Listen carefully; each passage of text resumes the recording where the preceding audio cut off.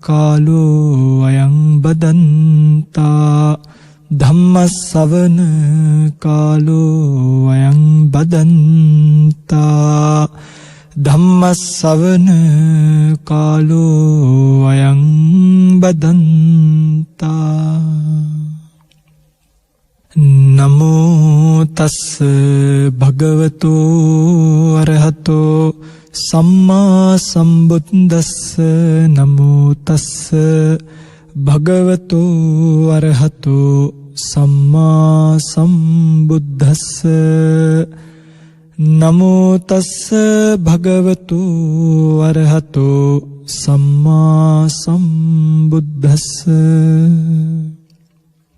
යමකං නාම රූපංච උබෝ අඤ්ඤෝඤ්ඤ නිස්සිතා ඒකස්මින් බිජ්ජමානස්මින් උබෝ බිජ්ජන්ති පච්චයාති. සද්ධර්ම ශ්‍රවණාබිලාෂී ලංකාවාසී ලෝකවාසී සත්පුරුෂ වාසනාවන්ත පින්වත්නි, අද දවසේ net fm සිත්නෙත් අසපුවෙන් ඉරිදා දිනේ ගලා හැලෙන උතුම් සදහම් වර්ෂාවින් තෙමි මෙලව යහපත් ජීවිතයක් බවට පත් කර ගැනීමේ අරමුණින්, පරලෝක ජීවිත සුවපත් ජීවිත බවට පත් කර ගැනීමේ අරමුණින් කොයි කවුරුත් සෝදානම් වෙන්නේ උතුම් වූ ධර්ම දේශනාවක් ශ්‍රවණය කරන්නට. අද දවසේ මේ උතුම් ධර්ම දේශනාව සඳහා දායකත්වය අරගෙන කටයුතු කරන්නේ වැලිගම උඩුකාව පතිරේකා නිවසේ පදිංචි අයිරාංගනී ලියනපතිරණ මහත්මිය ඇතුළු පවුලේ දූ දරුවන් විසින් කියලා සඳහන් කරලා තියෙනවා. ප්‍රාර්ථනාවන් සඳහන් කරලා තිබ්බත් ධර්මදේශනාව අවසානයේදී නම් ගම් සිහිපත් කරලා පින් අනුමෝදන් කිරීමේ පරමාර්ථයෙන් ධර්මදේශනාව ආරම්භ කිරීමට ඒ පිළිබඳව සිහිපත් කිරීම නවත්තනවා. පින්වත්නි, ගිය සතියේ සිත්නෙත් අසපු ඔබ ශ්‍රවණය කරා නම් ඔබට ගිය සතියේ ඉරිදා සිත්නෙත් අසපුවෙන් අපි දේශනා කළා බොහොම වටින ගම්බීර සූත්‍රයක්, උද්දේශ විභංග සූත්‍රය කියලා. මේ සූත්‍රයේ පින්වත්නි ගිය සතියේ සාකච්ඡා කරන්නට යෙදුනේ බොහොම සරල පැතිකඩක්. ඒ කියන්නේ ගිහි ජීවිතයේ ඉඳන්ම උද්දේශ විභංග සූත්‍රය එකතු කරගන්නේ කොතනද කියන කාරණාව. හැබැයි අපි කල්පනා කළා එයින් පසුව අපිට බොහෝ දෙනෙක් කියපු කාරණාත් සමග මේ පිළිබඳව තියෙන මේ උද්දේශ විභංග සූත්‍රයට අදාළ ගම්බීර ධර්ම කරුණුත් එකින් එක ඔබට දිගහැරලා විස්තර කරලා නාම රූප ධර්මතා පිළිබඳව නිවැරදි වැටහීමක් ඇති වෙන ආකාරයේ ධර්මදේශනා කිහිපයක් සිද්ධ කරන්න. පිළිගන්නේ ඔබට මතකයි නම් උද්දේශ විභංග සූත්‍රයේ භාගතුන් වහන්සේ දේශනා කරනවා යම්කිසි භික්ෂුවක් නැත්නම් සසර බිය දකින්න කෙනෙක් මානසිකාරයක් කරනවා නම්, කියන්නේ මොනවා හරි කල්පනා කරනවා නම් ඒ කල්පනාවෙන් කාරණා තුනක් ප්‍රහීන වෙන්න ඕනේ. එකක් තමයි ඇහැ කන නාසය දිව ශරීරයේ මනස කියන ඉන්ද්‍රියයන් හරහා ලෝකයට තියෙන ඇලීම දුරු කරගන්න ඕනේ. ලෝකයේ පිළිබඳව තියෙන වෙලීම දුරු කරගන්න ඕනේ. එවැනි මානසිකාරයෙන් භික්ෂුව යුක්ත වෙන්න ඕනේ. පින්වත්නි, මේ කියන්නේ බැඳීම් දුරු කරගන්න කියන එක මානසිකයි. මේ කායිකව අතහරින්න කියලා එකක් නෙමෙයි මේක කියන්නේ. හොඳට තේරුම් ගන්න. තමන්ගේ මානසික මට්ටමින් මේ යථාර්ථයේ තේරුම් අරගත්තු කෙනෙක් මේක අතහරිනවා. එහෙම නැති අනිත් හැමෝම මේක එල්ලිලා පැටලිලා ඉන්නවා.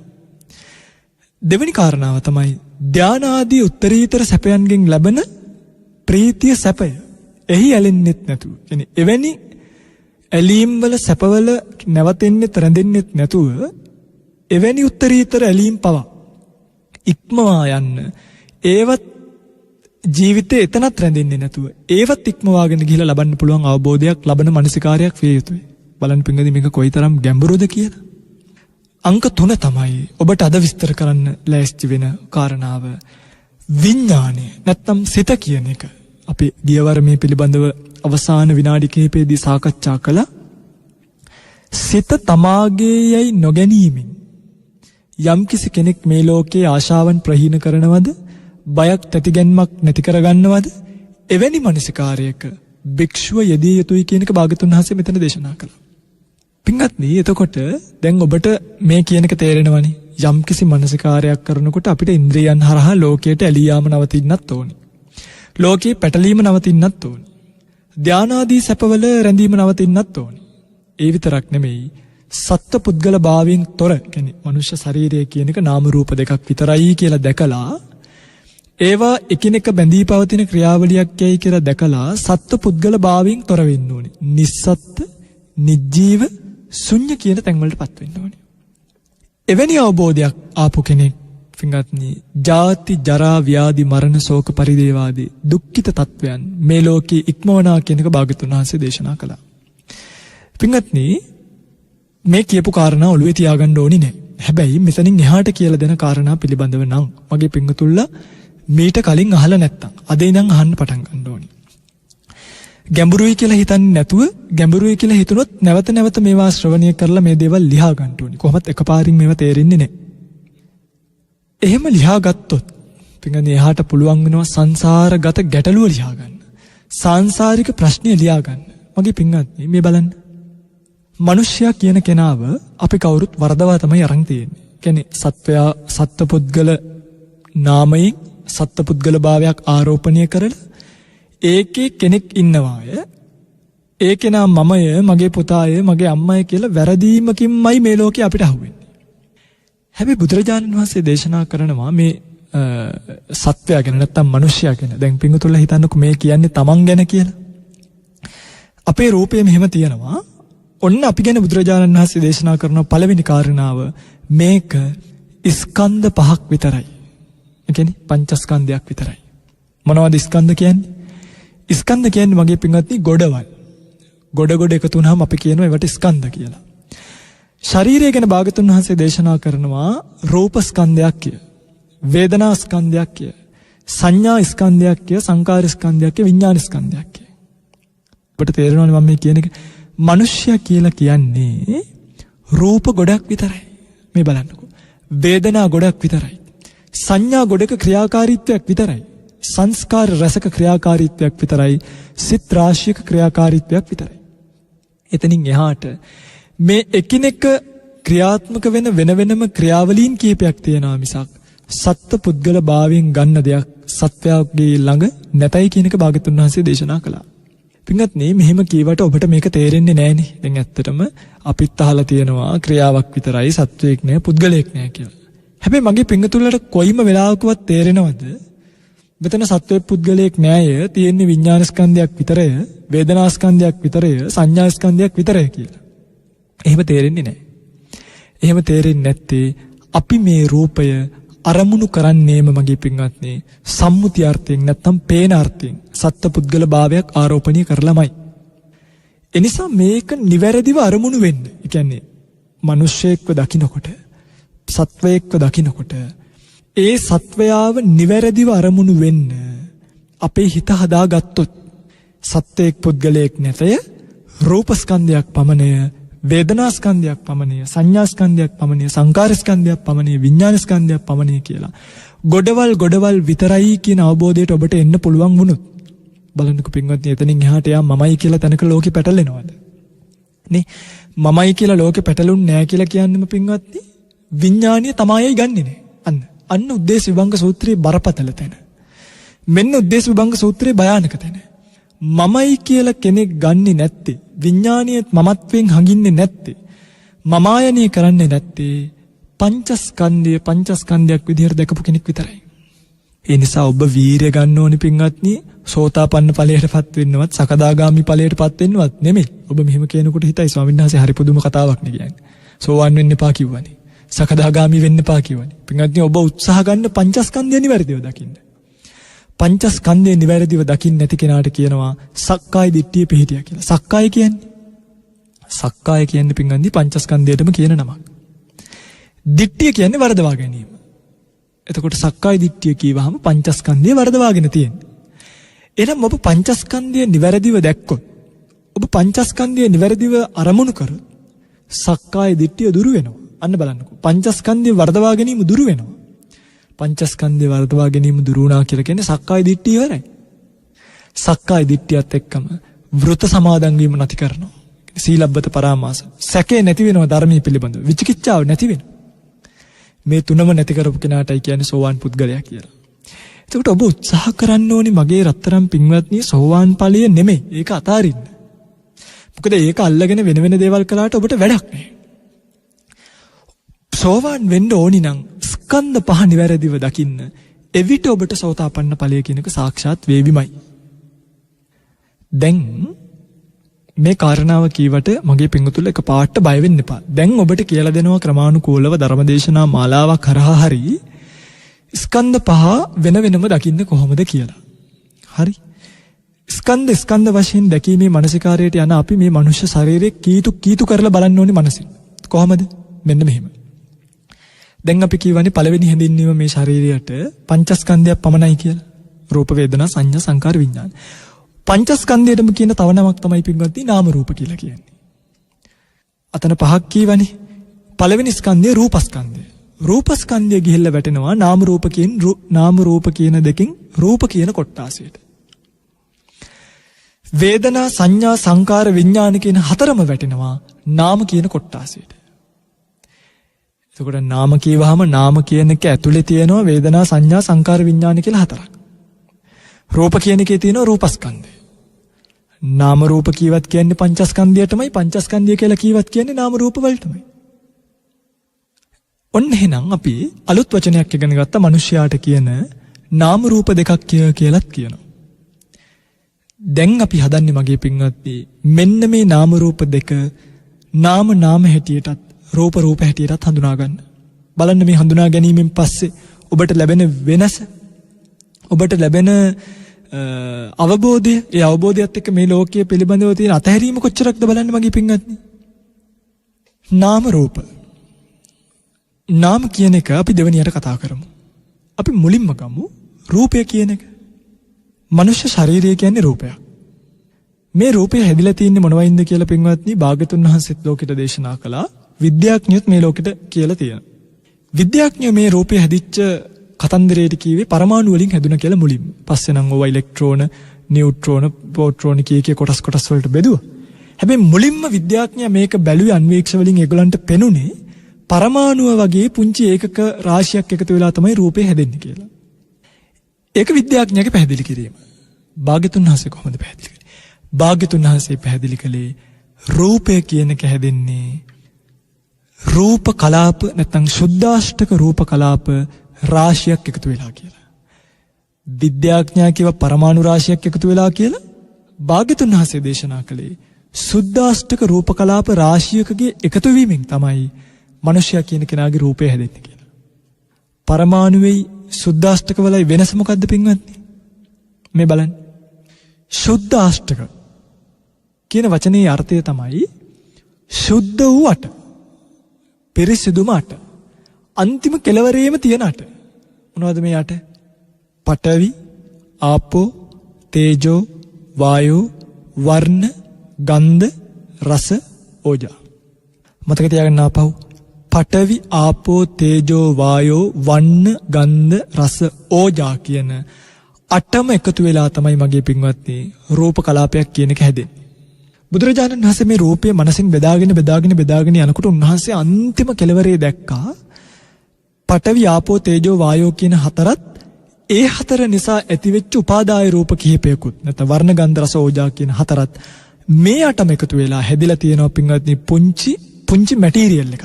අපි හිතමුකෝ ඒක සිමෙන්ති ඩොට් එකක් වගේ පොඩි කියලා. එතකොට මේ ශරීරයේ තියෙනවා මෙවැනි සුද්ධාෂ්ටක රූප කලාප රාශියක්. පින්වත්නි දැන් ඔබ ගන්නකෝ කෙස් ගහ කියන එක. කෙස් ගහ කියන එක සුද්ධාෂ්ටකයක් එහෙම නෙමෙයි. සුද්ධාෂ්ටක රූප කලාප රාශියක එකතු වීමෙන් හැදිච්ච එකක්. හරි. පරමාණු කියන එක ගන්න. පින්වත්නි එක පරමාණුවක් ඇතුළේ. දැන් පරමාණුව කියන්නේ අන්වීක්ෂයට පෙනුන එකක් නේ. සුද්ධාෂ්ටකයේ කවදාවත් අන්වීක්ෂයකට පේන්නේ නැහැ. ඒ නිසා විද්‍යාඥයන්ට මේක අහුවෙන්නෙම නැහැ. එක පරමාණුවක් ඇතුළේ සුද්ධාෂ්ටක රූප කලාප ලක්ෂ කෝටි ගණක් තියෙනවා. කියන්නේ පරමාණු හැදලා තියෙන්නේ පින්වත්නි සුද්ධාෂ්ටක රූප කලාප රාශියකින්. එතකොට පින්වත්නි මේ කතාව හිමින් තේරුම් ගන්න. හරි.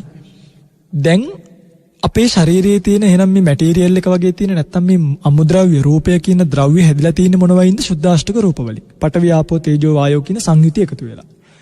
පින්වත්නි සමහර රූප කලාප මේ ශරීරයේ තියෙනවා ඒ වගේ අධිකව තියෙන්නේ පඨවි ධාතුව. කියන්නේ අපි හිතමුකෝ 100% ගත්තොත් 97ක් විතර තියෙන්නේ පඨවි ධාතුව.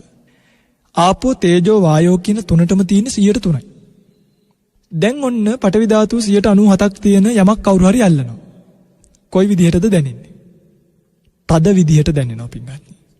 සමහර රූප කලාප තියෙනවා ආපෝ ධාතුව අධිකයි. දැන් අපි ගත්තොත් දත් කියන රූප කලාප ගන්නකො දත කියන එක හැදලා තියෙන රූප කලාප ඇල්ලුවාම අපිට දැනෙන්නේ කොයි විදිහටද? තදට දැනෙනව නෙනේ. ඒ කියන්නේ දත කියන එක හැදලා තියෙන රූප කලාප පඨවි ධාතුව අධික රූප කලාප රාශිය. හරි. ඒ නිසායි දතක් ඇල්ලුවාම තදට දැනෙන්නේ. ලේ ගන්න. ලේ වල වැඩිපුර තියෙන තද ගතියද ගලන වැగిරෙන ගතියද? ලේ වල වැඩිපුර තියෙන ගලන වැగిරෙන ගතිය.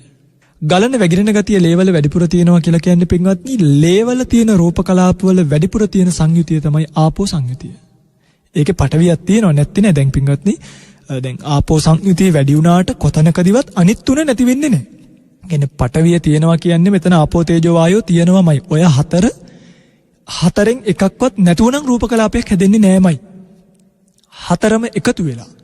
හතරම එකතුවෙන් තමයි රූප කලාපය කියන එක හැදෙන්නේ. මොකද ඔය හතර එකතු වෙච්ච තැන තමයි අර හතර පිහිටන්නේ. වර්ණ ගන්ධ රස ඕජා කියන. ඒ අට එකතු වෙච්ච තැන තමයි රූප කලාපයක් පිහිටන්නේ. ඒ නිසා සමහර රූප කලාප වල පටවි සංයුතිය වැඩි. හැබැයි ආපෝ තේජෝ වායොත් තියෙනවමයි. නැතුවනම් උපදින්නේ නෑමයි. ලේවල කෙලවල මූත්‍රාවල වගේ තැන්වල ආපෝ රූප කලාප කියන්නේ ආපෝ සංයුතිය වැඩි රූප කලාප තියෙන්නේ. හැබැයි පටවි වායෝ තේජෝ කියන එකේ තියෙනවමයි. හුස්ම ගන්න ආස්වාස ප්‍රස්වාස කියන්නේ රූප කලාප රාශිය. ආස්වාස ප්‍රස්වාස කියන රූප කලාප රාශිය මගේ පින්වත්නි වැඩිපුරම තියෙන වායෝ ධාතුව. වායෝ සංයුතිය. මෙන්න මේ නිසා අපි මේ ශරීරයේ තියෙන කොටස් බෙදා ගන්නවා මෙන්න මේ වගේ කොටස් හතරකට. මොනවද? පඨවි ධාතුව අධික රූප කලාප. ආපෝ ධාතුව අධික රූප කලාප. තේජෝ ධාතුව අධික රූප කලාප. වායෝ ධාතුව අධික රූප කලාප. මේවා කොහේ හරි ලියා ගන්න පුළුවන් නම් ලියා ගන්න. මොකද මේවා මතක තබා ගැනීමම ජීවිතේට ඉතාම වැදගත්. ශරීරයේ තියෙන පඨවි ධාතුව අධික රූප කලාප රාශියකුත්, ආපෝ ධාතුව අධික රූප කලාප රාශියකුත්, වායෝ ධාතුව අධික රූප කලාප රාශියකුත්, තේජෝ ධාතුව අධික රූප කලාප රාශියකුත්. මොනවද මේ කියලා බලමු. ඔන්න බලන්න ඇඟේ තියෙන මෙන්න මේ කොටස්. කෙස්, ලොම්, නිය, දත්, සම්, මස්, නහර, ඇට මිදුළු, වකුගඩු, හදවත, අක්මාව, දැලඹුව, එළදිව, පෙනහැල්ල, අතුණු බහන්, නොපැසුණු ආහාර, පැසුණු ආහාර සහ මොළය කියන කොටස් 20. පාලියෙන් දන්නවනේ නේද? කේසා, ලෝමා, නකා, දන්තා, තචෝ, මන්සංකේ කියන්නේ. මෙන්න මේ කොටස් 20 ශරීරයේ තියෙන පඨවි ධාතුව නැත්නම් පඨවි සංයුතිය අධික රූප කලාප. එතකොට කෙස් කියන කෙස් ගහ ගත්තාම පින්වත්නි කෙස් ගහේ පඨවි ධාතුව අධික රූප කලාප රාශියක් තියෙනවා. හැබැයි ආපෝ තේජෝ වායොත් නැතුවත් නෙමෙයි. ඒකේ සංයුතිය අඩුයි. සංයුතිය අඩුකම නිසා වැඩිපුර අපිට දැනෙන්නේ පඨවි ලක්ෂණය. බලන්නකො කෙස් ගහක් අල්ලලා තද විදියට නෙමෙයිද දැනෙන්නේ කියලා. නියපොත්තක් අල්ලලා බලන්න පඨවි ලක්ෂණය නෙමෙයිද දැනෙන්නේ කියලා තද ලක්ෂණය නෙමෙයිද? දතක් අල්ලලා බලන්න තද ලක්ෂණය නෙමෙයිද දැනෙන්නේ කියලා. අන්න ඒ කොටස් 20ට කියනවා පඨවි ධාතුව අධික කොටස් 20 කියලා. ඊළඟට ආපෝ ධාතුව අධික රූප කලාප. මේව පින්වත්නි ඇත්තටම දැනුමටම එකතු වෙන්න ඕනි දේවල්. මේවා නැතුව ඔබට නිවන් යන්නම බෑ. මේවා පිළිබඳව වර්තමානයේ හරි ඥානයක් උපදවා ගත්තොත් අමාරුයි තමයි. පාන් කෑල්ලක් කනවා වගේ, බස් එකක යනවා වගේ, කාර් එකක ගිහිල්ලා බහිනවා වගේ ලේසි නෑ මේවා අවබෝධ කරගන්න. හැබැයි අවබෝධ කරගත්තොත් මතු ජීවිතයක හරි මේ ජීවිතේ බැරි වුණොත් නිර්වාණය කියනක සාක්ෂාත් කරගන්න විඥානීය තමාගේයයි නොගනින්න මමත්වයෙන් නොහඟින්න මේ මනසිකාරය ඔබට හේතු වෙයි. ඊළඟට අපි කතා කරන්නේ ආපෝ ධාතු අධික රූප කලාප ගැන. ආපෝ ධාතු අධික රූප කලාප තියෙනවා 12ක්. පිත්ත, සෙම, සරව, ලේ, දහදිය, මේද තෙල, කඳුළු, වරුණු තෙල්, කෙල, සොටු, සඳ මිදුළු, මුත්‍ර. පිත්තං සෙම්හං පුබ්බෝ ලෝහිතං සේදෝ මේදෝ වස්සු වසා කියලා සිංගානිකා මුත්තන්ති කියන මේවා. මෙතන කොටස් 12යි. දැන් අපි ගත්තොත් අපි ගමුකෝ ලේ කියලා දාඩිය කියලා ගන්නකො. දාඩිය වල වැඩිපුරම තියෙන්නේ මොකක්ද? දාඩිය වල තියෙන රූප කලාප සංයුතිය වැඩි ආපෝ ධාතුව. ඒ නිසා ඒක ගලන වැగిරෙන ලක්ෂණයෙන් යුක්ත වෙන්නේ. ගලන වැగిරෙන ලක්ෂණයෙන් යුක්ත වෙන නිසා ආපෝ ධාතුව අධිකයි. හැබැයි ඒ කියන්නේ පඨවි නැතුව නෙමෙයි, වායෝ නැතුව නෙමෙයි, තේජෝ නැතුව නෙමෙයි. ආපෝ ධාතුව අධිකයි කියන එක විතරයි. තේජෝ ධාතුව අධික රූප කලාපක් තියෙනවා 4ක්. සංතාපන තේජෝ ධාතුව, ජිරාපන තේජෝ ධාතුව, පාචක තේජෝ කියන්නේ පරිධාන තේජෝ ධාතුව සහ පාචක තේජෝ ධාතුව කියලා. මොනවද? තේජෝ ධාතු කොටස් 4 දැන් මේවා ලියා ගන්න පින්වත්නි. කමක් නැහැ. සංතාපන, ජිරාපන, පරිධාන සහ පාචක කියන ධාතු කොටස් 4. ඊළඟට අවසානයේදී අපි එනවා වායෝ ධාතු අධික රූප කලාප කොටස් 6යි. උද්දංගම වාතය, අදෝගම වාතය, කුච්චිසේ වාතය, කොට්ටාසේ වාතය, අංගමංගානුසාරී වාතය, ආස්වාස ප්‍රාස්වාස වාතය කියලා තමයි මේ කොටස් 6 තියෙන්නේ. දැන් ඔක්කොම කොටස් කීයක් තියෙනවද බලන්න පින්වත්නි. පඨවි ධාතුවේ 20යි. ආපෝ ධාතුව අධික 12යි 32යි. 32යි තේජෝ ධාතුව අධික 4යි 36යි. වායෝ ධාතුවේ කොටස් 6යි 42ක් වෙච්ච රූප කලාප ගැන අපි දැන් ඉගෙන ගත්තා. දැන් ඔන්න අපේ ශරීරයේ තියෙනවා ධාතු කොටස් 42කින් හැදිච්ච රූප කලාප. එයින් 20ක් පඨවි ධාතුව අධිකයි, 12ක් ආපෝ ධාතුව අධිකයි, 4ක් තේජෝ ධාතුව අධිකයි, 6ක් වායෝ ධාතුව අධිකයි. දැන් ඔබ මොකද දන්නවද කරන්න ඕනි මගේ පින්වත්නි? මෙන්න මේ එකින් එක කොටස් ගන්න. හරි? මෙන්න මේ එකින් එක කොටස් අරගෙන හැබැයි පින්වත්නි තවත් එක ධාතුවක් තියෙනවා. මේ ධාතුවත් ගැන මම සිහිපත් කරන්නම් මේ ධර්ම දේශනාවේදීම. මොකද අපිට එතකොට ඉදිරියේදී ලොකු ගමනක් යන්න පුළුවන්. මේවා එකින් එක විස්තර කරලා දෙනවා පින්වතුන්ලා බය වෙන්න එපා. එකින් එක විස්තර කරලා දෙනවා. හරි? ක්‍රියාකාරීත්වය කොයි විදිහටද? හැදෙන්නේ කොහොමද? නැති වෙන්නේ කොහොමද? පවත්වන්නේ කොහොමද? මොකද්ද දුක කියලා කියන්නේ? මේ ඔක්කොම මේ ධර්ම දේශනාව ඇතුළතදී කියලා දෙනවා. පින්වත්නි තවත් එක ධාතුවක් තියෙනවා. ඒ ධාතුවට කියන්නේ ආකාශ ධාතුව කියලා. එතකොට 42යි ආකාශ ධාතුවයි 43ක්. මොකද්ද මේ ආකාශ ධාතුව කියලා කියන්නේ? පින්වත්නි දැන් අපි දැනගත්තනේ පඨවි, ආපෝ, තේජෝ, වායෝ, වර්ණ, ගන්ධ, රස, ඕජා කියන 4න් හැදිච්ච රූප කලාපයක් තියෙනවා කියලා. මේක අපි එක මිටක් කියලා හිතමුකෝ. දැන් රූප කලාප කෙස් ගහක් ගත්තාම කෙස් ගහේ රූප කලාප එකක් නෙමෙයි තියෙන්නේ. එකකට එකක් හේතු වෙච්ච රූප කලාප රාශියක්. මෙහෙම එකට එක මිටි ගහිලා තියෙන රූප කලාප රාශියකින් තමයි කෙස් ගහ කියන එක නිර්මාණය වෙලා තියෙන්නේ. දතුත් එහෙමයි. නහරත් එහෙමයි. මසුත් එහෙමයි. ඇටත් එහෙමයි. හැමදේම එහෙමයි. හැබැයි කොයිම වෙලාවකදීවත් මගේ අත්තරම් පින්වත්නි රූප කලාප දෙකක් එකිනෙක ටැග් ගහන්නේ නැහැ. ඒ කියන්නේ එකිනෙකට මිශ්‍ර වෙන්නේ නැහැ. මේ දෙක ඇවිල්ලා උපරිම හේතු වෙලා තිබ්බත් මේ දෙක මැද්දේ තියෙනවා පින්වත්නි පුංචි හිස් තැනක්. ඒ කියන්නේ රූප කලාපයක් කවදාවත් එකිනෙකට හා වෙන්නේ නැහැ. වෙන වෙනමයි තියෙන්නේ. හේතු වෙලා තද්ද වෙලා තිබ්බත් මේකෙ මැද්දේ තියෙනවා හිස් තැනක්. ඒ හිස් තැනට කියනවා අවකාශ ධාතුව නැත්නම් ආකාශ ධාතුව කියලා. හිස් තැනට. එතකොට අපි කොණ්ඩේ කපන්න කියලා යනවා. කොණ්ඩේ කපන්න කියලා ගියාම මොකද්ද මේ කරන්නේ? කොණ්ඩේ කපනවා කියලා එකක් කරන්නේ නැහැ. පඨවි ධාතුව අධික නිසා අතින් ගලවන්න බෑ. මොකද තද ගතිය වැඩිනේ. ඒ නිසා ඒකට සරිලන කතුරක් වගේ එකක් ගේන්න වෙනවා. දැන් නියපොත්ත ගන්නකො. නියපොත්ත සමහරුන්ගේ නියපොතු ඉතාම අධිකයි. කියන්නේ මගේ පඨවි ධාතුවම නෙමෙයි පින්ගන්නේ ඔබේ නියපොත්තේ තියෙන පඨවි ධාතුව. ඒක අපේ පෙර කර්ම වලට අනුව වෙනස් වෙන්න පුළුවන්. නියපොත්තක් කපන්න නිය කටර් එකක් පාවිච්චි කරන්න වෙනවා. ඒ කියන්නේ ඒ පඨවි ධාතුව වෙන් කරන්න ටිකක් තද ආයුධයක් අපිට ඕනේ. කොණ්ඩේ කපන්න පාවිච්චි කරන්න පුළුවන් අපිට ආයුධයක් විදියට කතුර. දැන් කොණ්ඩේ කපනවා කියලා මොකද්ද කරන්නේ?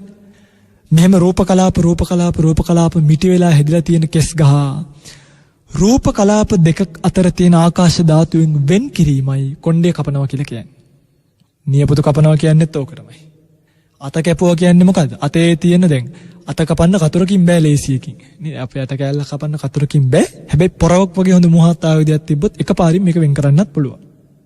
අත කපනවා කියලා කියන්නේ පින්වත්නි පඨවි ධාතුව අධික මේ අතේ තියෙන රූප කලාප වල තියෙන අවකාශ ධාතුවෙන් අතේ කෑලි දෙක වෙන් කරනවා කියන එකටයි. තේරෙනවද මගේ පින්වත්නි? ගැඹුරු වැඩිද? කමක් නැහැ. චුට්ටක් අපි මේක කතා කරලා බලමු. ඔබට තේරෙනවා නම් එහෙමයි, නොතේරෙනවා නම් ඒත් කමක් නැහැ පින්වත්නි මේවා හංගින්න. මොකද ඔය ඔබට දැන් අභිධර්මයේ කියවහම නිකන් උණක් වගේ එකක් ගැනෙනවනේ. පින්වත්නි ඔය එක වෙලාවක තියෙනවා මේක තවත් කියන්නම්කෝ හිත ඇදෙන්න හරි. මේ ස්වාමීන් වහන්සේලා දෙනමක් අභිධර්මයේ සජ්ජායනා කරනවා ගල් ගුහාවක. ගල් ගුහාවක අභිධර්මයේ සජ්ජායනා කර ඉද්දී මේ ගල් ගුහාවේ උඩ ඉන්නවා කිරිවවුල්ලු 500 දෙනෙක්. දැන් කිරිවවුල්ලුන්ට තේරෙනවද මේ ස්වාමීන් වහන්සේ අභිධර්මයේ දේශනා කරනවා කියලා? එහෙම තේරුණේ නැහැ. හැබැයි ස්වාමීන් වහන්සේලාගේ කටහඬ ලස්සනයි. ගල් ගුහාවේ දෝංකාරිට වගේ ඇහින්නත් ඇතිනේ. මෙන්න මේ කටහඬ මිහිරි භාවය නිසා මගේ පිංගන්නේ මේ කිරිවවුල්ලු ටික තමන්ගේ කන තියාගෙන හිටියා. ටික දවසකින් මැරිලා ගියා. පිංගන්නේ 500 දෙනාම ගිහිල්ලා දිව්‍ය තලයක උප්පත්තිය ලැබුවා. ගෞතම බුද්ධ ශාසනය වෙනකන් අපාය කියන නමවත් ඇහුවේ නෑ. ගෞතම බුද්ධ ශාසනයේදී භාග්‍යතුන් වහන්සේ අභිධර්මයේ දේශනා කළ සරියුත් මහරහතන් වහන්සේට අනෝතත්ත්ව විල්තේරේදී මාතෘකා ටික දුන්නාම සරියුත් මහරහතන් වහන්සේ මේ ධර්මපරියාය අරගෙන ඇවිල්ලා පුරුදු කරේ අර දිව්‍ය ලෝකෙන් චුත වෙලා ආපු 500 දෙනාට. 500 දෙනාම අභිධර්ම දරයන් වුණා විතරක් නෙමෙයි අභිඥා සහිතව මහරහත් භාවයට පත් වුණා.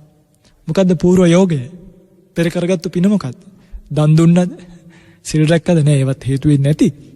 හැබැයි పూర్ව යෝගයේ වශයෙන් දක්වන වට්ට කතාව කිරිවවුල් වෙලා ගල් ගුහාවේ එල්ලිලා කටහඬ අහගෙන හිටපු එකේ පිනෙන් තමයි මේ කෙලස් දමනය කරන්න ප්‍රහාණය කරන්න පුළුවන්කම ලැබුණේ කියලා. මගේ පිංගන්දි දැන් ඔබට තේරෙනවද මේ දැන් මේවා ඔබට කිරිවවුල්ුන්ට වඩා යමක් තේරෙනවමනේ. අර මෙලෝ දෙයක් නොදන්න කිරිවවුල්ලු වගේ තිරසනුන්ටත් අභිධර්මයේ නිකං ශ්‍රවණය කරගෙන ඉඳීම හඬ විතරක් ශ්‍රවණය කරගෙන ඉඳීමම නිවන් පුර යන්න හේතු වුණා නම් ඒ ෂේම භූමිය පිහිටන්න හේතු වුණා නම් මගේ රත්තරන් පිංගුතුල්ලා මේක යමක් මොනවා හරි තේරෙනවා පිංගත්නි ඔබට. ඔබ ඒ නිසා බය වෙන්න එපා. මොනවා හරි තේරුම් ගන්න බලන්න. මොනවා හරි තේරුම් ගන්න බැලීම තුල ඔබට මේ ජීවිතයත් ප්‍රඥා ගෝචර වෙයි. සංසාර ජීවිතයත් ප්‍රඥා ගෝචර ජීවිතයක් බවට පත් වෙයි. දැන් ඔන්න ඔබ දන්නවා ධාතු කොටස් 42ත් ආකාශ ධාතුවත් කියන්නේ මොකක්ද කියලා. පින්වත්නි දැන් ඔබට තියෙන පුංචි කාරණාවක් මනසිකාරය කරන්න. ඒ කාරණාව තමයි ඔය කියපු එක ගන්නවා. දැන් අපි කියවනේ පළවෙනියටම පඨවි ධාතු අධික රූප කලාප 20ක් තියෙනවා. කෙස්ලොබ් නියදත් සම් කියලා. දැන් මගේ පින්වතුන්ලා පැත්තකට ගිහිල්ලා ඉඳගන්න. මේ ධර්මදේශනාවෙන් පස්සේ හරි කමක් නැහැ. මෙන්න මේ වාක්‍ය ලියා ගන්න කොයි හරි මම මේ කියන. බලන්න. මේ වාක්‍ය ලියාගත්තට පස්සේ මම ඔබට මේ වාක්‍යයේ තියෙන දේවල් පැහැදිලි කරලා දෙන්නම්. ඔන්න ඔබේ වාක්‍ය භාවනා වාක්‍ය. කෙස් යනු මේ ශරීරයේ පවතින පඨවි ධාතු අධික රූප කලාප කොට්ටාසියකි. කෙස් යනු මේ ශරීරයේ පවතින පඨවි ධාතු අධික රූප කලාප කොට්ටාසියකි. එක් කෙස් ගසක් තුල පඨවි ධාතු අධික රූප කලාප රාශියක් හැර කෙස්යයි ගැනීමට එතන දෙයක් නැත. බලන්න කෙස් කියන්නේ පඨවි ධාතු අධික රූප කලාප. එතකොට ඇත්තට මේක කෙස් කියලා දෙයක් නැහැ. තියෙන්නේ මොනවද? පඨවි ධාතු අධික රූප කලාප රාශියක එකතුවක් විතරයි. ඒකතුවට කියනවා අපි සම්මුති අර්ථයක් දීලා තිනවා කෙස් කියලා. හැබැයි කෙස් කියලා යමක් නැහැ රත්තරන් පින්වත්නි. තියෙන්නේ මොනවද? පඨවි ධාතු අධික රූප කලාප රාශියක් එක්කිනෙකට උඩින් එක්කිනෙකට හේතු වෙලා පිටලා තියෙනවා විතරයි. අපි ඕකට කියන්නේ ආන්න පඨවි ධාතු අධික රූප කලාප රාශියක් තියෙනවා කියලා. කියන්නේ මොකක් කියලාද? ඔක්කොම ඒකත්වෙන් ගන්න. ඒ කියන්නේ එකට ගන්නවා. එකට අරගෙන කියනවා අන්න කෙස් තියෙනවා කියලා. හරි? ඊළඟට ඒ නිසා අපිට ඊළඟ වාක්‍යය වෙනවා සත්‍ය වශයෙන්ම පඨවි කලාප පමණක් ඇත කෙස්යයි කියා යමක් නැත. අන්න බලන්න. සත්‍ය වශයෙන්ම පඨවි කලාප පමණක් ඇත කෙස්යයි කියා යමක් නැත. හරි? තේරෙනවද මම මේ කියන එකම? දැන් මෙතන තමයි හොඳම තැන. ඔන්න සත්ත්ව පුද්ගල භාවය කැඩෙන තැන. බලන්න මගේ පින්වත්නි. දැන් පින්වත්නි බිත්තියක් ගන්නකො එළියේ තියෙන ගහක් ගන්නකො. ගහේ තියෙන්නේත් මොන ධාතු අධික රූප කලාපද? තද ලක්ෂණේනේ තියෙන්නේ නේ. ඒ කියන්නේ ගහේ තියෙන්නේත් පඨවි ධාතු අධික රූප කලාප රාශියක්. කෙස් ගහේ තියෙන්නේත් පඨවි ධාතු අධික රූප කලාප රාශියක්. ගහේ තියෙන රූප කලාප දන්නවද? මම මේ ඉන්නේ හාවල් ගහේ, රුක්කත්තන ගහේ, තේක්ක ගහේ, බුරුත ගහේ, කළුවර ගහේ කියලා ගහේ තියෙන පඨවි කලාප දන්නවද? දන්නේ නැහැ. ඇයි දන්නේ නැත්තේ? දන්නේ නැත්තේ ඒ පඨවි කලාප වල සත්වයක් පුද්ගලෙක් නැහැ. ඒකයි දන්නේ නැත්තේ. කෙස් ගහ ගන්න. ඔබේ කෙස් ගහේ තියෙන පඨවි කලාප දැන් ඔන්න S2 වහගෙන කල්පනා කරන්න. මගේ කෙස් ගහ පඨවි ධාතු අධික රූප කලාප රාශියක් විතරයි. මැද්දෙන් අවකාශ ධාතුවක් තියෙනවා. මේ කෙස් ගහේ තියෙන රූප කලාප දන්නවද? මම ඉන්නේ කෙස් ගහේ කියන්නේ. මම ඉන්නේ අහවලාගේ කෙස් ගහේ. අහවල් බැංකුවේ මැනේජර්, අහවල් ආයතනයේ ලොක්කාය. මම ඉන්නේ අහවලාගේ කෙස් ගහේ කියලා කෙස් ගහේ තියෙන රූප කලාප වලට මාන්නයක් තියනවද? නැහැ. ඇයි? කෙස් ගහේ තියෙන රූප කලාප මිසක් ඒක ජීවයක් සත්වයක් පුද්ගලයෙක් නැහැ. ගහේ තියෙන රූප කලාප යම්සේද කෙස් ගහේ තියෙන රූප කලාපත් සත්ව පුද්ගල භාවයෙන් තොරයි. ඔය ඔබේ ඉස්සරහා තියෙන මේසය, ටීවී එක, ගුවන් විදුලි යන්ත්‍රය, දුරකථනය ඕකේ තියෙන පටවි ධාතුව දන්නෙත් නෑ. මම ඉන්නේ ෆෝන් එකේ ගුවන් විදුලියේ ටීවී එකේ කියන්න. ඒ වගේම ඔබේ කෙස්වල තියෙන පටවි ධාතුව දන්නෙත් නෑ. ඒ නිසා ඊළඟ වාක්‍ය වෙනවා ගස්වැල් ආදී පටවි ධාතුව සත්වයන් පුද්ගලයන් නොවන්නාක් මෙන්ම කෙස්යයි කියනු ලබන මේ පටවි ධාතු කොට්ටාසයන්ගේද සත්වයෙක් පුද්ගලයෙක් නැත. නිස්සත්ත්වය. සත්වෙක් පුද්ගලයෙක් නැත. නිජීවය. ජීවයක් නැත. ශුන්‍යය. ශුන්‍යයි. නේද? දැන් හොඳට ඔන්න තේරුම් ගන්න. දැන් ඔබ දන්නවා කෙස් කියන්නේ ඔබ නෙමෙයි. කෙස් කියන්නේ නිකන් රූප කලාප ටිකක් විතරයි. ඒකනේ කෙස් කැපුවට කෙස් අඬනවද? අනේ මාව කැපුවා, මාව දාලා ගියා, අරකයි මේකයි කියලා අඬනවද? අඬන්නේ නැහැ. මොකද කෙස්ව සත්වෙක් පුද්ගලයෙක් නෑ. දතක් වැටුනහම දත අඬනවද? අනේ මාව වැට්ටුවා, මෙහෙමයි කියලා. නෑ. දත කියන්නේ පටවි ධාතු අධික රූප කලාප රාශියක් විතරයි. දැන් පින්වත්නි ඔන්න ඔහම මනසිකාර්යය කරන කෙනා ඔන්න දැන් කෙස් ගැන මනසිකාර්යය කරා. ඊළඟට ලොමුත් ගන්නවා. ලොම් කියන්නේ රෝම. රෝමත් තරම් ඔය විදිහටම ඔය කියපු වාක්‍යෙම කෙස් කියන එක වෙනුවට රෝම කියන එක දාන්න. රෝමත් දාලා මනසිකාර්යය කරන්න. නියපොතු ගන්න, සම ගන්න, මස් ගන්න, නහර ගන්න, ඇට ගන්න, ඇට මිදුළු ගන්න. එකින් එක අරගෙන බලන්න. ඔබේ කෙස්වල සත්වයක් පුද්ගලයෙක් ඉන්නවද? නැත්තම් තියෙන රූප කලාප රාශියක් පමණිද කියලා. ලොම් වල බලන්න, නියපොතු වල බලන්න, දත් වල බලන්න, සම් වල බලන්න, මස් වල බලන්න, ඇට වල බලන්න, ඇට මිදුළු වල බලන්න. හැම තේකම පිරිසිඳලා බලන්න. බලනකොට ඔබට පළවෙනියටම තේරෙයි පටවි ධාතු අධික රූප කලාප 20 හුදු පටවි ධාතු අධික රූප කලාප මිස සත්ත්ව පුද්ගල භාවයක් නැතයි කියලා. නිස්සත්තයි, නිජීවයි, ශුන්‍යයි කියන එක එදාට ඔබට දැනෙන්නේ අවබෝධයෙන් වගේ පින්වත්නි. තේරුණාද මම මේ කියන එක? අවබෝධයෙන් ලැබෙන්නේ. ඊළඟට ඔබට ඉතුරු වෙනවා තව කොටස් තුනක්. ආපෝත් මේ විදිහටම බලන්න, තේජෝත් මේ විදිහටම බලන්න, වායෝත් මේ විදිහටම බලන්න.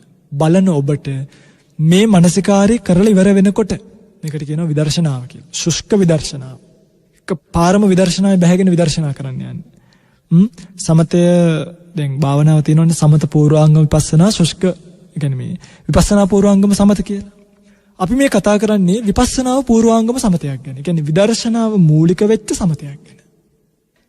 එතකොට ඔබට තේරෙනවා 100%ක්ම මේ රූපයයි මා හංගින මගේ ශරීරයේ තියෙන සියලුම අවයව. කෙස් වේවා, ලොම් වේවා, අත වේවා, ලේ වේවා, හුස්ම වේවා, ශරීරයේ දිරවන ධාතු වේවා, පාචක ධාතු වේවා, ජිරාපන ධාතු වේවා, මේ හැම එකක්ම හුදු රූප කලාප රාශියක් පමණයි. ඒ වාගේ සත්වයක් පුද්ගලයෙක් නැතයි කියන අර්ථයට ඔබට එන්න පුළුවන්. මේ මානසිකාර්යය මගේ පින්වත්නි කරන්න. මේ තමයි විදර්ශනාවේ මුල. මේ තමයි විදර්ශනාවේ හෝඩිය. මේ තමයි විදර්ශනාවේ හෝඩි පොත.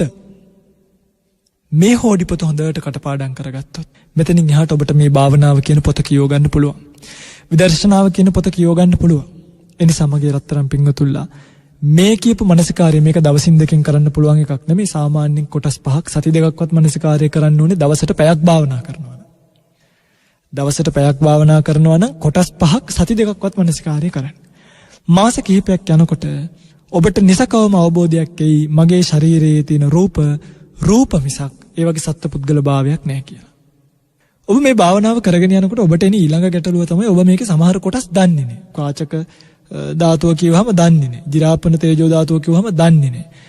සංතාපන තේජෝ ධාතුව කියවහම බොහෝ අය දන්නේ නැහැ පින්වත්නි. දන්නේ නැතිකොට මොකද කරන්න ඕනේ? ඔන්න කල්යාණ මිත්‍රෙක් හම්බ වෙන්න ගිහිල්ලා. දැන් මේවයි කීන් එක පැහැදිලි කරන්න අත ධර්ම දේශනාවේ කාලය නෙමෙයි. එහෙම වුණත් මට ඉතින් ටික මේක කියන්න බැරි වේවිනේ. ඒ නිසා නැවත දවසක උමනාවක් ඇතොත් එකින් එක සංතාපන කියන්නේ මොකද්ද? ජිරාපන කියන්නේ මොකද්ද? පාචක කියන්නේ මොකද්ද කියන එක පැහැදිලි කරලා දෙන්නම්.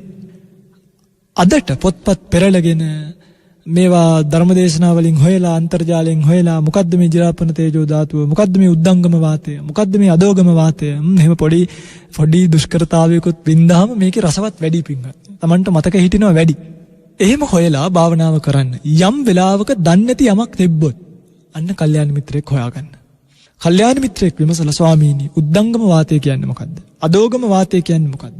කුච්චිසේ වාතය කියන්නේ මොකද්ද? කොට්ටාසේ වාතය කියන්නේ මොකද්ද කියන එක හොයාගන්න. හොයාගෙන භාවනාව කරයි යන්න. එතකොට ඔබට ටික දවසකින් රූපය පිළිබඳව තියෙන සත්පුද්ගල සංඥාව දුරු වෙනවා. දැන් ඔබට ඉතුරු වෙනවා දැඩි සංඥාවක් මොකද්ද? විඥානය කියන එක. කියන ඔබ හිතනවා හරි රූපේ සත්‍යයක් පුද්ගලයෙක් නෑ. හැබැයි හිත කියන්නේ මම තමයි හිතේ ඉන්නේ. මගේ හිතේ සත්පුද්ගලෙක් ඉන්නවා. හිතත් එක්ක බැඳිච්ච රූපේ ඒ නිසා සත්පුද්ගල භාවයෙන් අරමුණු වෙනවා කියලා. දැන් ඔබට කියලා දෙන්න යන්නේ හිතේ ස්වභාවය. හරි. දැන් අපි රූපේ ස්වභාවය කතා කළා. තව එකක් කියන්නම්කෝ මගේ පිටුතුල්ලට. හිතේ ස්වභාවය කියන්න අද වෙලා නැති වුණොත් ඊළඟ දවසේ හරි කියලා දෙන්නම්.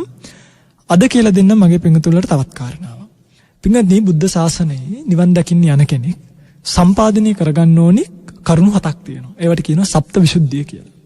සීල විසුද්ධිය, චිත්ත විසුද්ධිය, ditthi විසුද්ධිය, කාංකා විතරණ, මග්ගා මග්ග පටිපදා ඥාන දර්ශන කියලා තියෙන්නේ. මගේ පින්වතුනි දැන් ඔබට මේ කියලා දෙන්නේ දැන් ඔන්න සීල, චිත්ත, ditthi, කාංකා විතරණ කියලානේ පටන් ගන්නෙ. සීල විසුද්ධිය කියන එක මගේ පින්වත්නි ඔබට පුළුවන් විදියකින් ඔබේ සීලය ශක්තිමත් කරගන්න. පංච සීලය වේවා, උපෝසත මේ සීලය වේවා, ආජීවට්ටමක සීලය වේවා, දස සීලය වේවා, සාමණේර දස සීලය වේවා, උපසම්පදා සීලය වේවා, මෙවැනි ඕනෑම සීලයකින් තමන්ගේ සීල විසුද්ධිය සම්පාදනය කරගන්න. යම් මට්ටමකට හෝ 100%ක්ම නම් පෘථග්ජනයෙක්ට බෑ. යම් මට්ටමකට හෝ සම්පාදනය කරගන්න. කරගෙන දැන් ඔබ මෙතුවක්කල් ඉගෙනගත්තු භාවනා තියෙනෝනේ ආනාපාන සති වේවා, මෛත්‍රිය වේවා, බුද්ධානුස්සතිය වේවා, සමත භාවනා. මේ සමත භාවනාවකින් හිත යම් මට්ටමකට එකඟ කරගන්න. යම් මට්ටමකට හිත එකඟ වුණාට පස්සේ කියන්නේ යම්කිසි ප්‍රමාණයකට හිත ඒකාග්‍රභාවයකට ආවට පස්සේ බාහිර අරමුණු වල හිත විසිර නොයනකොට ඔබ මතක තියාගන්න අඩුම උපචාර සමාධිය කියන තැනටවත්. ඒ කියන්නේ ධානයක් ලබන්න ඕනි නෑ.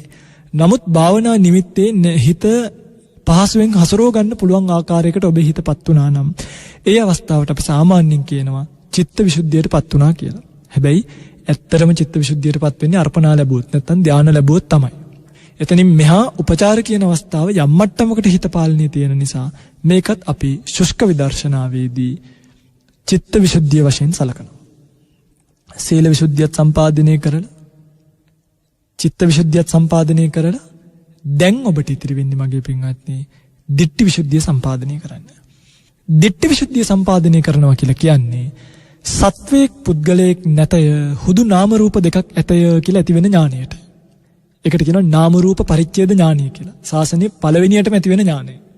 දැන් බලන්නකො ඔබ මෙච්චර කාලයක් අවුරුදු 40ක් 50ක් බණ භාවනා කරනවා. භාවනා මධ්‍යස්ථාන වල යන්න ඇති, බණ අහන්න ඇති. දැන් මේ වෙනකොට නාම රූප පරිච්ඡේද ඥානය එහෙම ඇති වෙලාද? දැන් හරිද? අඩුම නේද මේ ප්‍රාථමික මොන්ඩිසෝරි තැන. කියන්නේ ඊටාම ප්‍රාථමික තැන. හැබැයි ශාසනයේ බොහොම බරපතල තැනක්. බලන්න ඔබේ හිතේ දැන් නාම රූප පරිච්ඡේද ඥානය තියෙනවද කියලා. ඔබ බොහෝ කුසල් කරලා ඇති, චෛත්‍ය සකස් කරලා ඇති, ඉඩම් කඩම් පූජා කරලා ඇති, ආරණ්‍ය හදලා ඇති. නාම රූප පරිච්ඡේද ඥානය තියෙනවද බලන්න.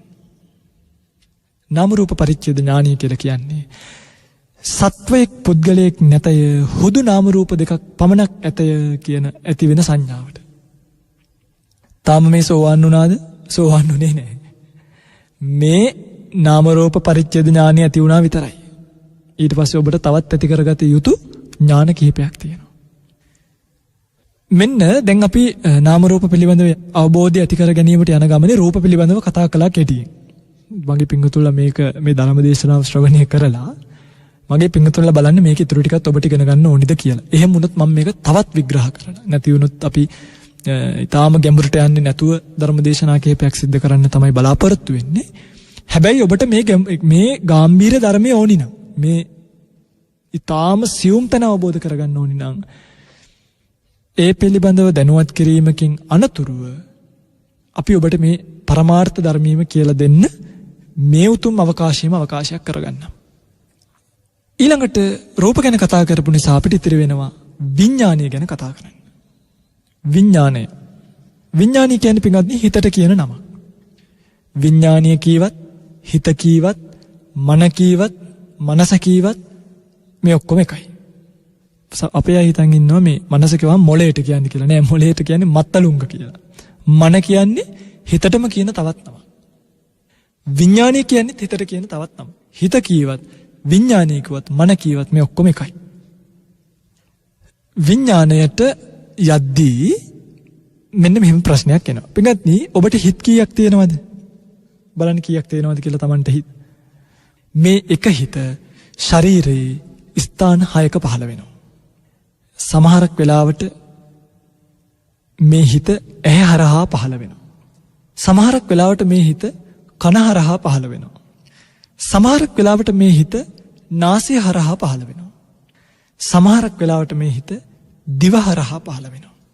සමහරක් වෙලාවට මේ හිත ශරීරය හරහා පහළ වෙනවා. සමහරක් වෙලාවට මේ හිත මනස හරහා කියන්නේ හෘදය ඇසුරු කරගෙන පහළ වෙනවා. පින්වත්නි අපි දැන් කියවනේ අර රූපය කියන එක හැදුනේ සුද්දාෂ්ටක වලින් කියලා. එතකොට 8යි තියෙන්නේ. හැබැයි බුදුරජාණන් වහන්සේ දකිනවා මේ ශරීරයේ තියෙන විශේෂ ස්ථාන 6ක්. චක්කු ප්‍රසාදය, සෝත ප්‍රසාදය, ගාන ප්‍රසාදය, જીවහා ප්‍රසාදය, කාය ප්‍රසාදය සහ වස්තු රූපය කියලා 6ක්. මතකයිනේ? චක්කු ප්‍රසාද රූපය, සෝත ප්‍රසාද, ගාන ප්‍රසාද, જીවහා ප්‍රසාද, කාය ප්‍රසාද සහ වස්තු රූපය. බුදුරජාණන් වහන්සේ මෙන්න මේ තැන් 6 දකින්න විශේෂ වෙනසක්. ඒ කියන්නේ මේ 6 අර 8 විතරක් නෙමෙයි. හොඳට මතක තියාගන්න. සුද්දාෂ්ටක 8 විතරක් නෙමෙයි. තව දෙකක් තියෙනවා. ඔපයක් වගේ ස්වභාවයක්. නැත්තම් ඔපයක් කියන්නේ පින්වත්නි හරියට නිකන් කණ්ණාඩියක් වගේ පිරිසිදු ඔපයක් වගේ එකක් තියෙනවා. එන්නේ ඔපය වගේ තියෙන අතිරේක රූපයට භාගතුන් වහන්සේ කීවා චක්කු ප්‍රසාද රූපය කියලා. ප්‍රසාදයක් තියෙනවා. ඔපයක් තියෙනවා. ඔපේට පාලියෙන් කියන්නේ ප්‍රසාදය කියලා. ප්‍රසාද. ඇහි තියෙන ප්‍රසාදය නිසා. ඇහි තමයි මේ ප්‍රසාදය පළවෙනි එක පිළිහිටලා තියෙන්නේ. ඇහි තියෙන ප්‍රසාදය නිසා මේකට කියවා චක්කුවේ තියෙන ප්‍රසාදය චක්කු ප්‍රසාද රූපය කියලා. එතකොට පඨවි ආපෝ තේජෝ වායෝ වර්ණ ගන්ධ රස ඕජා කියන 8යි චක්කු ප්‍රසාද රූපයයි 9යි. ඔයත් එක්කම තවත් එක රූපයක් තියෙනවා. ඒකට කියනවා ජීවිත රූපය කියලා. මෙයා තමයි මෙතන ඉන්න වැඩකාරයා. එයාගෙන මම පස්සේ දවසක කියලා දෙන්නම්. අතන 8යි සුද්දාෂ්ටක 8යි මේ දෙකයි දැන් කීයද 10යි. මෙන්න මේකට කියනවා ඇහි පිහිටපු 10ක්. නැත්තම් ඇහි විශේෂයෙන්ම 10ක් පිහිටලා තියෙනවා චක්කු දසක කලාපය කියලා. 10ට පාලියෙන් කියන්නේ දසක. ඇහැට පාලියෙන් කියන්නේ චක්කු. ඇහි පිහිටපු 10 නිසා කිව්වා චක්කු දසක කලාපය කියලා. ඔය වගේම 10ක් තියෙනවා කනෙත්. ඒකට කියනවා සෝත දසක කලාපය. නහයේ තියෙන 10ට කියනවා ගාන දසක කලාපය. දිවේ තියෙන 10ට කියනවා જીවහා දසක කලාපය. කයේ තියෙන 10ට කියනවා කාය දසක කලාපය. වත්තු රූපය අතුරු කරගෙන තියෙන ඒවාට කියනවා. නැත්නම් හර්ධ රූපය අතුරු කරගෙන තියෙන ඒවාට කියනවා වත්තු දසක කලාපය කියලා. තේරෙනවද මගේ පින්වත්නි? ඇහි තියෙනවා 10ක්, විශේෂ 10ක්. කනේ තියෙනවා 10ක්. නාසයේ තියෙනවා 10ක්. දිවේ තියෙනවා 10ක්. මනසේ තියෙනවා 10ක්. يعني හර්ධ රූපේ තියෙනවා 10ක්. කයේ තියෙනවා 10ක්. හිත පහළ වෙන්නේ ඔන්න ඔය කියන ප්‍රසාද රූපේ විතරයි. ඔය කියන ප්‍රසාද රූපේ නැතුව සාමාන්‍ය නිකම් පට ව්‍යාපෝ තේජෝ වායෝ වර්ණ ගන්ධ රස ඕජා කියන සුද්දාෂ්ටකෙන් හැදිච්ච තැනක හිත පහළ වෙන්නේ නැහැ. හිතට පහළ වෙන්න නිසකවම තියෙන්න ඕනේ පින්වත්නි ප්‍රසාද රූපය කියන එක අනිවාර්යෙන් තිබිය යුතුමයි. එනිසායි ශරීරයේ තැන් 6ක විතරයි හිත පහළ වෙන්නේ. මොකද දසක කලාප තියෙන්නේ එච්චරයි. චක්කු දසක, සෝත දසක, ගාන දසක, જીවහා දසක, කාය දසක, වත්තු දසක. ඔය 6 හිත පහළ වෙනවා. පින්වත්නි මෙන්න මේ 6 හිත පහළ වෙන වැඩපිළිවෙල කෙනෙක් අවබෝධ කළොත් රූප සත්‍යයේ පුද්ගලයෙක් නෑ කියලා දැක්ක වගේම විඥානියත් සත්‍යයක් පුද්ගලයෙක් නෑ මමත්වයෙන් ග්‍රහණය කරගන්නේ නැති තැනට හිතපත් කළොත් එයා පින්වත්නි විඥානීය සත්‍යයක් විදියට ග්‍රහණය කරන්නේ නෑ. එයා විඥානීය තමන්ගේ කියලා හංගින්නේ නෑ. කියන්නේ විඥානීය සත්පුද්ගල භාවයෙන් දෘෂ්ටියෙන් අල්ල ගන්නෙම නෑ. අල්ල ගන්නෙම නැති නිසා එයා මේ ලෝකයට බය වෙන්නේ නෑ. ඇයි සත්‍යයක් පුද්ගලයෙක් නැත්නම් ක්‍රියාකාරීත්වයක් විතරයි නම් අපි මොනවද රකින්නේ? අපි මොනවද හොයන්නේ? අපි මොනවද බලන්නේ? මුකුත් නැහැ මගේ පින්වත්නි. එනිසා ඔන්න ඔබට කරන්න ඕනි මාර්ගය. පින්වත්නි දැන් මේක කියන්න වෙලාව නෙමෙයි. හිත ගැන ඊළඟ දවසේ හරි ලස්සන කතන්දරයක් මේ හිතේ තියෙනවා. හිත ගැන සම්පූර්ණ විස්තරයක් තවත් සිත්නෙත් අසපු උතුම් ධර්ම සාකච්ඡාවකින් ඔබට සමීප කරන්න. අදට ඔබට ගොඩාක් බර කාරණා ටිකක් සරලව කියපු නිසා මම හිතන්නේ මතක තියාගන්න කරුණු දැන් රාශියක් තියෙනවා. ඔළුවට ගන්න කරුණු රාශියක් තියෙනවා. දැන් සමහරව හිතන් ඉන්න පින්වත්නි මේවා කියනකොට ඕවා අහලද සාරිපුත්තු ස්වාමීන් වහන්සේලා සෝවාන් වුණේ. ඔච්චර ගැඹුරු ඒවා කියන්න ඕනේද මුගලන් මහරහතන් වහන්සේට රහත් වෙන්න? ඔව් මගේ පින්වත්නි. උන්වහන්සේලා සසර ජීවිතේ මේවා පුරුදු කරපු නිසා උග්ගටිතඤ්ඤු විපචිතඤ්ඤු ආදී වශයෙන් සංසාර දුක්ගිනි නිව්වට අද කාලේ වැනි පුද්ගලයන් නැති නිසා නෙయ్య පුද්ගලයෝ විදිහට නිවන් දකින්න වෙන නිසා ඔබට මේවා අහන්න, දරන්න, ධාරණීය කරගන්න, කටපාඩම් කරගන්න, මානසිකාර්ය කරන්න සියල්ල සිද්ධ වෙනවා.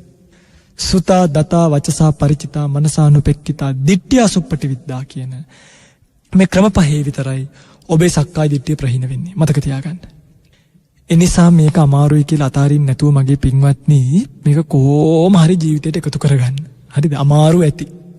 තේරෙන්නේ නැතුව ඇති.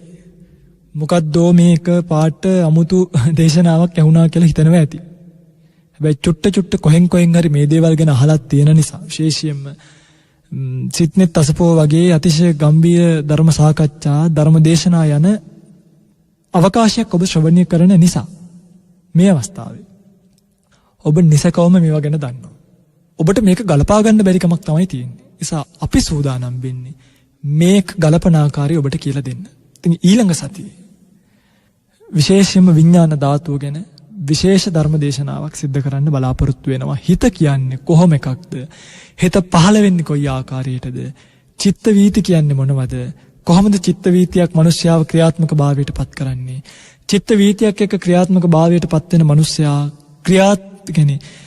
ක්‍රියාකාරීත්වයක් විතරයි සත්‍යයක් පුද්ගලයෙක් නෑ කියන අවබෝධයට අපිට කොහොමද එන්න පුළුවන් කියන කාරණාව එතකොට ඔබට වැටහෙවි. හරි? එනිසා දැන් ඒකනේ කියන්නේ බුදුරජාණන් වහන්සේ දේශනා කරනවානේ නිවනක් ඇත, නිවන් දකින්නෙක් නැත. ඇයි? පින්ගන්නේ සත්‍යයක් පුද්ගලයෙක් මේ ලෝකේ නෑ. තියෙන්නේ නාම රූපවල ක්‍රියාකාරීත්වයක් විතරයි. නිවන් දකින්නවා කියලා කියන්නේ නාම රූපවල සිඳීම විතරයි. කියන්නේ නැවත භවයක හට ගන්නෙ නැතුව මේ භවයෙන් සිඳෙනවා. නිබ්බන්ති දීරා යතායම් පදීපෝ හරියට පහනක් නිවනවා. නාම රූප සිඳෙන්නේ නැතුව යනකට කියනවා භවගාමී ගමන කියලා. යම් තැනක නාම රූප සිඳුනනම් ඒකනේ සංසාරි කියන්නේ මොකටද? ඔබ හිතන්න එපා ආයෙ ගිහිල්ලා අපි උපදින එකට සංසාරේ කියනවා කියලා. කන්දානංච පටිපාටි ධාතු ආයතනානිච අබ්බෝචින්නම් වත්තමානා සංසාරෝති පෞච්චති. මොකද්ද කියන්නේ? ස්කන්ධ ධාතු ආයතන නාම රූපවල නොසිඳී පැවැත්මයි සංසාරය කියලා කියන්නේ. සංසාරයේ කෙලවර කරනවා කියලා කියන්නේ මේ නොසිඳී පැවතීගෙන යන ස්කන්ධ ධාතු ආයතන වල සිඳීම ඇති කරපු තැනට කියනවා නිවන් දැක්ක කියලා. කර්මයක් ඇත, කරන්නෙක් නැත. බලන්නකෝ බුද්ධ දේශනාව. විපාකයක් ඇත, විඳින්නෙක් නැත. නිවනක් ඇත, දකින්නෙක් නැත. කර්තෘකාරක නැත. ගැටියෙම කියනවා. කර්තෘ කෙනෙක් පණවන්න බෑ. කර්තෘකාරකව කතා කරන්න බෑ. මම කෑවා, මම ගියා, මම යනවා කියලා ඔබට හිතෙන්නම සත්පුද්ගල භාවය ආරෝපිත නිසා. එනිසා පින්වත්නි බුදු සාසනයේ පරමාර්ථය බලන්න මේ උද්දේශ විභංග සූත්‍රයේ ගැඹුර කොච්චරක්ද කියලා මගේ පින්වත්නි. විඥානීය තමයයි නොහඟින්න ලේසියෙන් බෑ. يعني හිත කියන එක නිවැරදිව අවබෝධ කරගන්නේ නැතුව විඥානීය කියන්නේ මම නෙමෙයි කියලා අපි කොහොමද හිතන්නේ? අපිට හිතන්නවත් බෑ. ඒ හිතන්නවත් බැරි කම නිසා තමයි මේක හිතන වැඩපිළිවෙල ඔබට මේ ක්‍රමානුකූලව දිගාරින්න උත්සාහ කරන්නේ. එනිසා තවත් සිත්නිත් අසපුව උතුම් ධර්ම දේශනාවකින් විඥාන ධාතුව පිළිබඳව නැත්නම් නාම පිළිබඳව ඔබට හඳුන්වා දීමේ බලාපොරොත්තුවෙන් අද ධර්ම දේශනාව අවසන් කරනවා.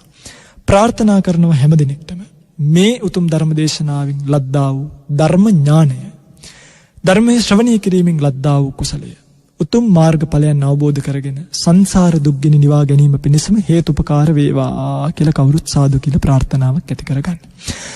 අද දවසේ මේ උතුම් ධර්ම දේශනාව සිත්නිත් අසපුව හරහා ලංකා වාසී ලෝකවාසී බොහෝ දෙනෙක්ට ශ්‍රවණය කිරීමට අවස්ථාව සලසලා දීලා තියෙන්නේ දායකත්වය අරගෙන කටයුතු කරන පින්වතුන් වැලිගම උඩුකාව පතිරේකා නිවසේ පදිංචිව සිටි අයිරාංගනී ලියන පතිරණ මෑණියන් ඇතුළු පවුලේ සෑම සියලු දෙනා විසින්ම කියලා සඳහන් කරලා තියෙනවා. ප්‍රාර්ථනාවන් කිහිපයක් සිහිපත් කරලා තියෙනවා. 2015 2/27 වෙනි දින අභාව ප්‍රාප්ත වූ විශ්‍රාමික තැපැල් අධිකාරී ධනපාල ලියන පතිරණ ස්වාමි පුරුෂයාටත් රත්මලාන වෘත්තීය පුහුණු අධිකාරී උපදේශකවරයෙකු ලෙස සිට 2017 1/27 වන දින හදීසි අභාව ප්‍රාප්ත වූ ජීවක ලියන පතිරණ පුතණුවන්ටත් දෙපාර්ශවයේම මිය පරලොව යන්නට යෙදුණු දෙමව්පියන් වන දෝන සිසිලියානා රූපසිංහ කියන මෑණියන්ටත් දෝන කරලිනා විදාන පතිරණ කියන මෑණියන්ටත් ඒබ්‍රහම් ලියන පතිරණ සිද්ධි ආරච්චිගේ මැනුවල් යන දෙමව්පියන්ටත්